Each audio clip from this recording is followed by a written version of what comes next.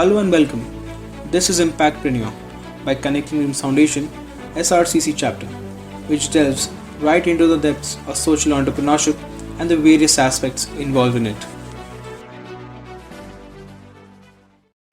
Hello and welcome to today's podcast. Today we'll be looking into one of the most important aspects of any business entity, brand management. So let's go. A brand as we know it should always maintain a good value and reputation within the minds of the people. As a good brand, it was stays in a consumer's mind. There can be many factors that may affect the reputation of a brand, be it positively or negatively. Some examples are the quality of a product or service that the brand offers, the employees it has, and many more. So today, it gives me immense pleasure to welcome Mr. Devan Bharla. He is currently serving as the Deputy General Manager for one of India's leading media firms, Amar Ujala.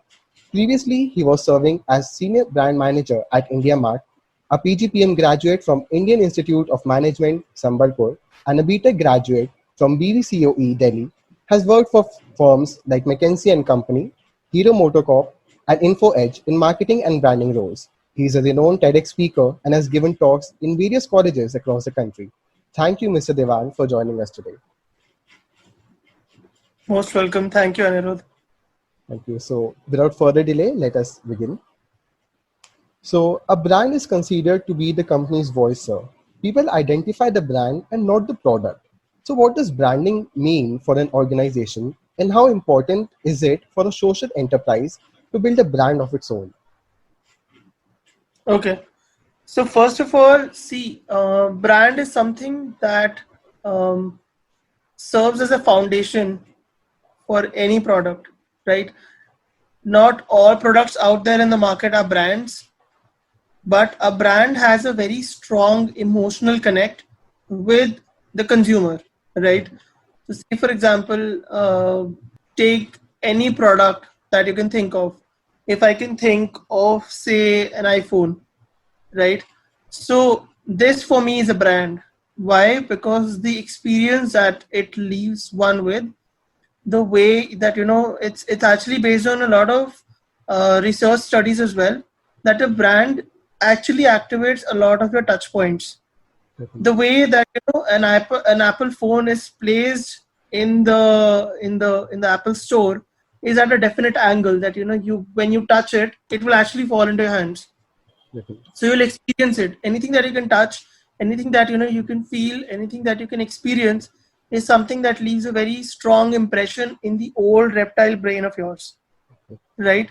That is how a brand makes an impression, and consistently it reactivates that point so that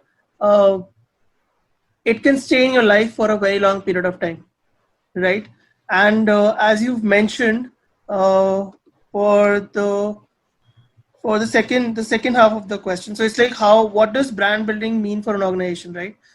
It basically means having a sustained mode of revenue over a period of time.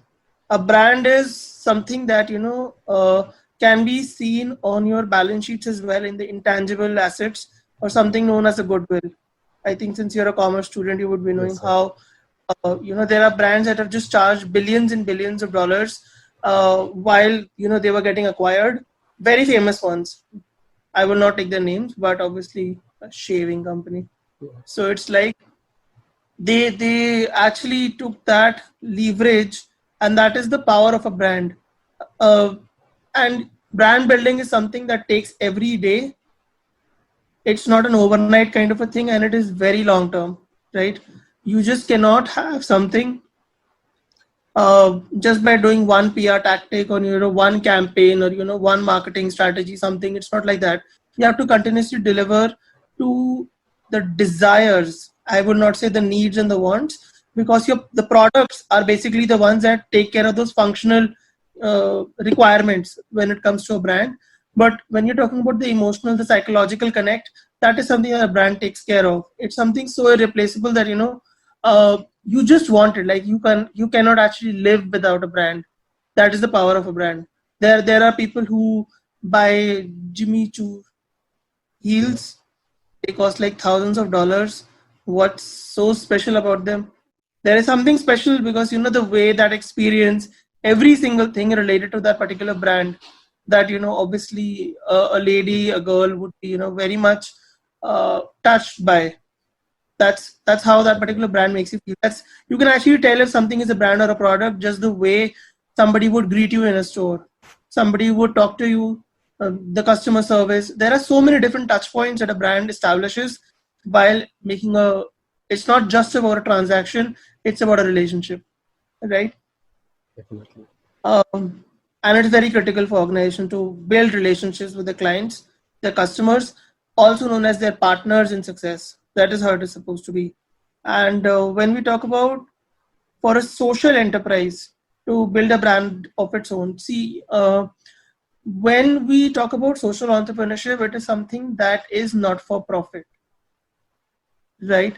Something that, if I have to draw a parallel, somebody who brings in artisans or potters and creates a an ecosystem, a mini ecosystem out of it, and you have to generate revenue so that you can also improve whatever cause you're fighting for, and also make it look organic, and it should be authentic.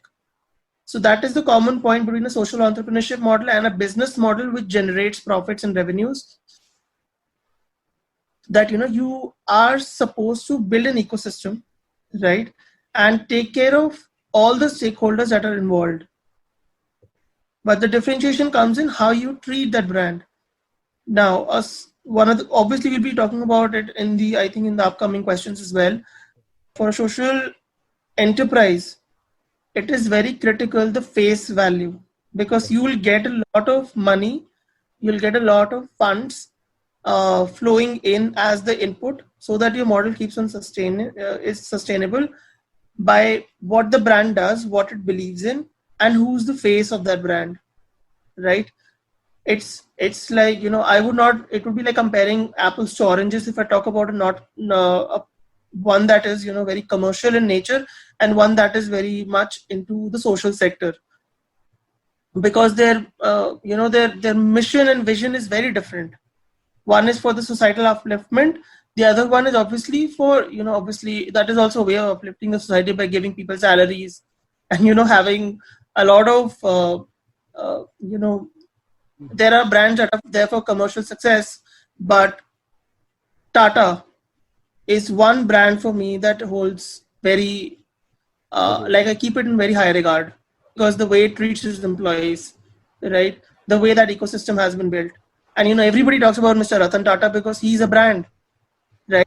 There are different CSR activities that they do, and that has a very huge face value to it, because it is backed by the Tata Group, the Tata Sons, their entire conglomerate. That's how critical it is. And for a social enterprise, it is no different from a commercial one, because you need to sustain others. You have built a community and you need to sustain others.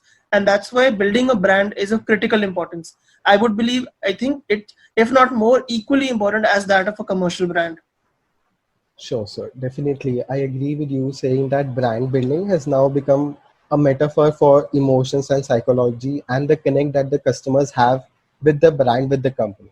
And so, like having talked about the importance of branding for a social enterprise, what different approach should a social entrepreneurship firm follow as compared to other firms, like for those that are running for profit, basically?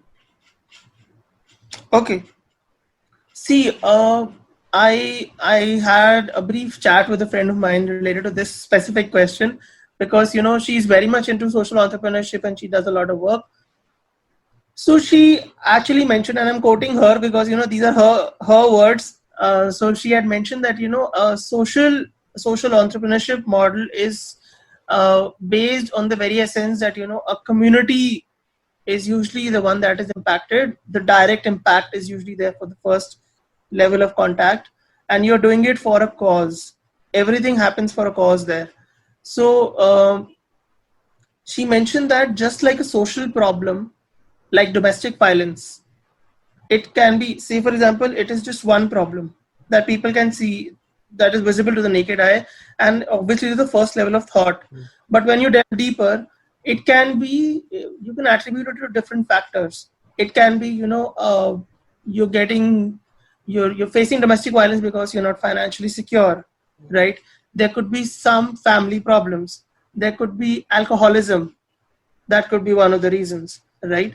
So uh, a social the social fabric as such is based a lot on the individual as well as on the community factors, right? And when you address that, the business, or I won't say the business, but obviously a not-for-profit entity is supposed to take into account a lot of things just beyond a transaction, right? Say for example,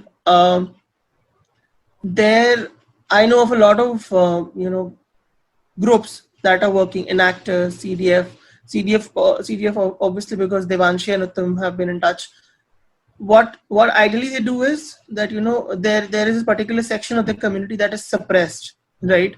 And if you're talking about domestic violence or widows, the thing is that you are creating a livelihood for them, right? A friend of my a friend's friend, obviously her friend, she was mentioning that crochet is something that is related to embroidery and fabric.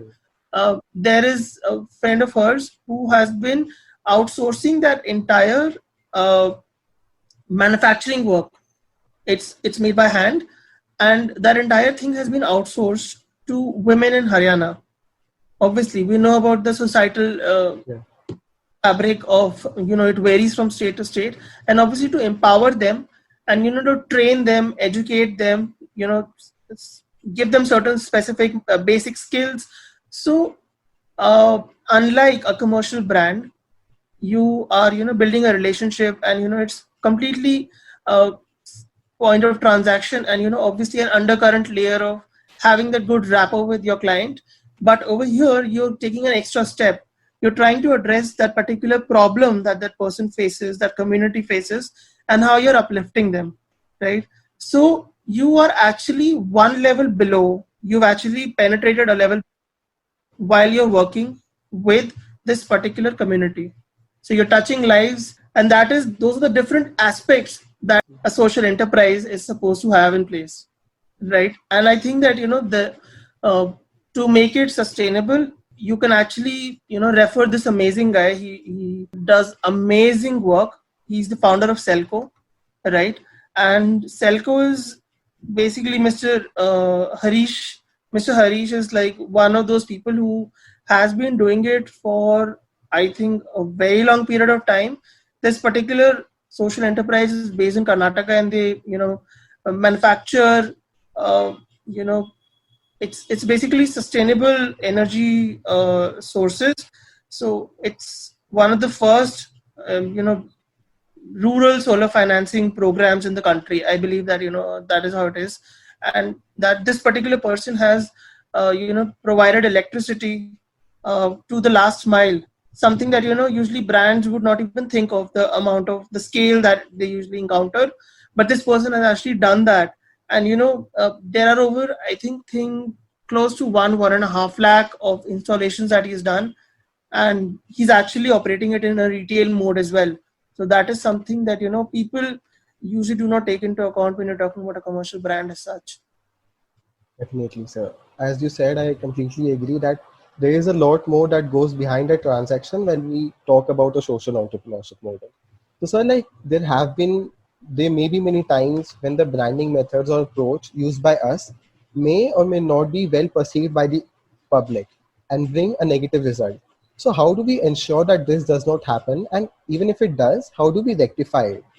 Okay, see, that's something that if you're doing good work, you'll always find a lot of trolls, haters. Obviously, everybody exists in this on this planet, and so that's basically the critique kind of a mindset that an entrepreneur has to face. Obviously, the journey of an entrepreneur is as it is challenging, but when you add the word social in front of it, that means you're doing it with minimal resources, with minimal manpower, and your revenues are also not that scaling up in the initial stage. So the best way to deal with this situation is to have as much transparency as possible, right? Some people can actually say that this particular foundation is eating funds. I will not take the name of the foundation which is trending these days, because obviously I hold that person in some good regard based on the kind of work that he has been doing in the political arena. Let's not get there. So the thing is that the best way out there right now is, if you're dealing with a community, right? Yeah. I would give very practical examples. If you're dealing with a community, you can build your presence online, right? Instagram is one of the ways to do that, right? If you are manufacturing something related to any fashion accessories like a handbag, right, or a belt or shoes, anything that goes out in the retail space. I'm just giving one practical example. You can showcase the product, you can showcase about the community that works behind the scenes, you can have obviously good selfies with them, obviously a day in the life of an artisan powered by so and so, the name of the company. You can create an entire imagery around your brand. You can actually showcase that these are the kind of initiatives that we're doing. If the enterprise model works in a fashion that there are artisans who are creating leather goods, and you're supplying them to the stores, say in Connaught Place. All the revenues that come in, you use that for the development, and then you use that for an infrastructure build up for them, and also for that ecosystem, which obviously you'll touch lives. Obviously you're empowering, say for example, women are involved in this. You're empowering women by giving them financial independence. You can see that this is how this particular lady is educating her child by using these funds. You are running certain L&D initiatives for them in village classrooms, right? You're working with the Gram Panchayat. You can showcase all of these things. And what are these? These are POCs, basically proof of concept. They say that proof is in the pudding. So basically then you can actually mention that these are the kind of things that we are doing. This is how your 1 rupee is getting split. Every money that we earn from you is getting split and is getting attributed, right? From a marketeer's perspective, attribution is something that comes to the top of my mind. If you establish transparency through attribution, not even a single person can ever raise a question, right? And the best way, if it goes wrong, obviously, you can do a lot of good PR. I'm not saying that, it's basically to avoid it's basically in crisis mode, but usually, brands should not be doing that. They should be doing practices that are day in and day out authentic and to the core, right? And it becomes very critical in a social enterprise system, because it is the face that is going to get you funds. It is your brand that is going to get you funds, right? That is how it works. When they say that, startup founders from an IIT and IIM, they get funds. What are IIT and IIM? They are mini brands in themselves. They are mental shortcuts. I would be more, this is how people perceive. And I'm from an IIM and I know that, yes, there are the people usually, you're from SRCC, you're from one of the best. So, that, when you say SRCC or when you say IIM or when you say IIT, people will look at you favorably. I'm telling you, they'll have hearts in their eyes and they'll be looking at you. And I'm telling you that. So that is the kind of feeling that a founder of a social enterprise is supposed to generate. Bill and Melinda Gates Foundation is huge, right? Anything that they would do, the Obama Foundation, the people themselves are brand in their own rights. And that is why the foundation gets that much of awareness, traction, that would obviously make it possible for them to scale their ventures and impact millions of lives ahead. That is how critical it is. Definitely, sir. So having talked about the branding methods and the approach, I would like to ask you that, assuming that social entrepreneurship model needs to have an identity, not only on the web, but otherwise too. So how can we go ahead with offline methods to build a brand and the goodwill? Okay. So I think this question can actually be split into two parts. See, right now everybody is online. let's talk about the current scenario, and then obviously we'll talk about something that's got to do with offline methods as well. See, everybody is online. The best way that you can market yourself or brand yourself is, like, in the best cost effective manner, is online, right? You can build an Instagram page, you can build a Facebook page, you can build a LinkedIn page, you can go on Quora and create your own brand profile, and you can talk about different things. LinkedIn, all of these platforms have some things in common. Making use of hashtags, making use of certain classifiers that will make your brand easier to stand out from the crowd, right? You can personalize your content. You can just you can record videos and you can put online. You can showcase images. An image is 1,000 words, speaks 1,000 words, and that's actually true. For me, I think it speaks 10,000 to a million words. That's how powerful one single image is. Even though I know, as a matter of fact, that when you put an image on a LinkedIn post, it gets you less traction. But I am by default programmed in that manner that an image is supposed to be there. When you talk about, see, offline is something that has to be done in parallel. You need on the ground activations, and the two ways through which one of the communities that I was working for would used to do it is by going to college fests, hearts. These two were like the places that people would go to.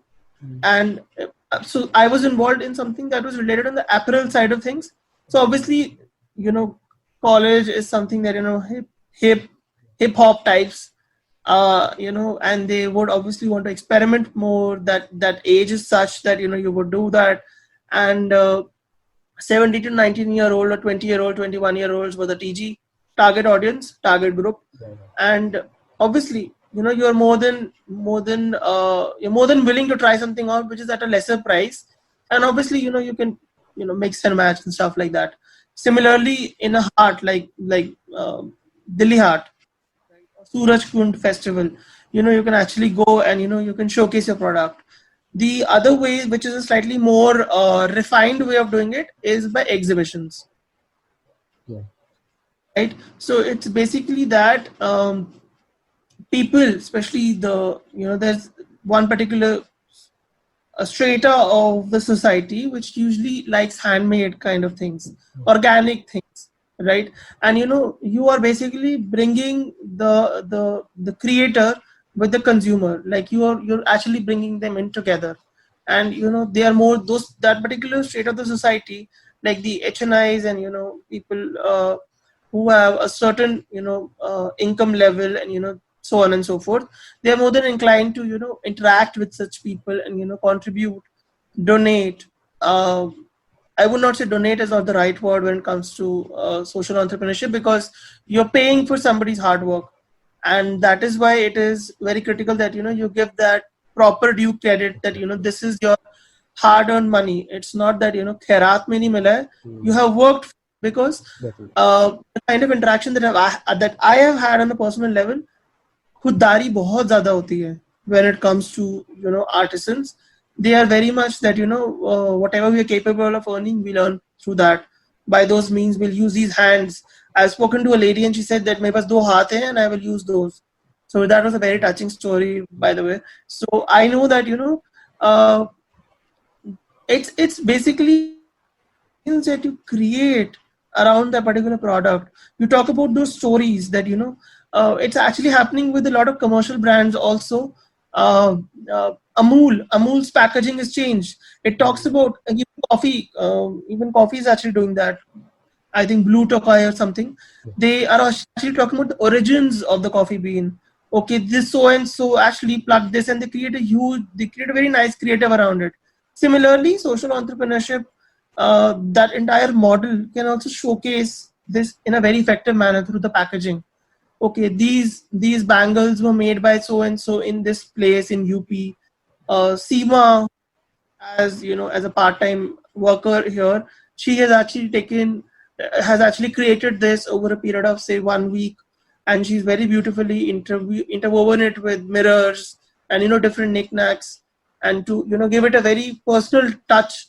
So it's like you can actually play around the personalization that stems because not no two particular pieces, especially which are made by hand, are ever similar. Unless you're making use of any technology or techniques, it's very unique. So you can build that experience, and you can market that. That's how that you create that experience around that entire model. It definitely contributes to goodwill because people. My mom is a regular consumer, like, or not of late because of the COVID crisis.